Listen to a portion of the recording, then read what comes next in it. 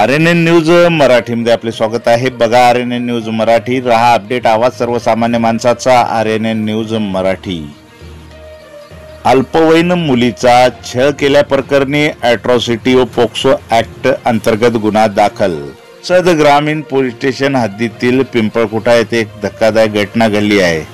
पिंपळखुटा येथील एका अल्पवयीन मुलीचा छळ केल्याप्रकरणी आरोपी विरुद्ध अॅट्रॉसिटी व पोक्सो ऍक्ट अंतर्गत गुन्हा नोंद करण्यात आला आहे।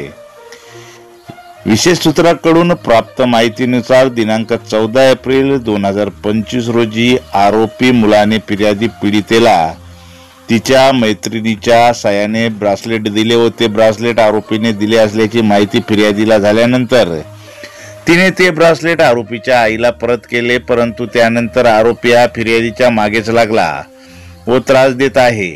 त्याला वारंवार समजावून सांगून सुद्धा तो समजत नव्हता। एक वेळा सदर आरोपीबाबत फिर्यादी पक्षाने ग्रामीण पोलीस स्टेशन गाठून फिर्यादही देण्याचा प्रयत्न केला, पण गावातील प्रतिष्ठित नागरिक यांनी मध्यस्थी करून आरोपी मुलाला समज देण्याचा प्रयत्न केला होता व समज दिली होती।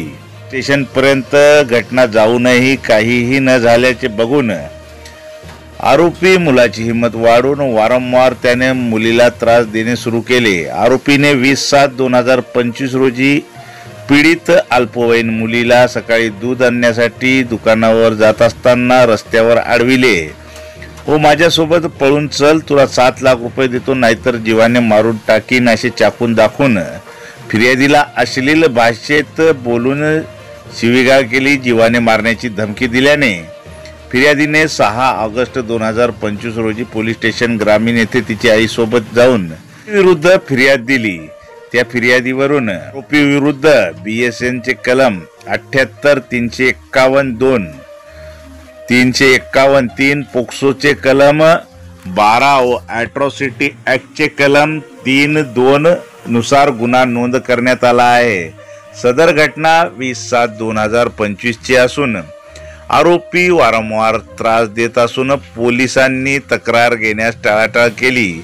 फिर्यादी पक्षाने उपविभागीय पोलीस अधिकारी पुसद व पोलीस अधीक्षक यवतमाळ यांच्याकडे फिर्याद केल्यानंतर अखेर उशिरा ग्रामीण पोलीस स्टेशन प्रशासनाने दिनांक 6 ऑगस्ट 2025 रोजी उशिरा गुन्हे दाखल केले। घटनेचा पुढील तपास पुसदचे उपविभागीय पोलीस अधिकारी हर्षवर्धन BJ यांच्या मार्गदर्शनाखाली सुरू आहे।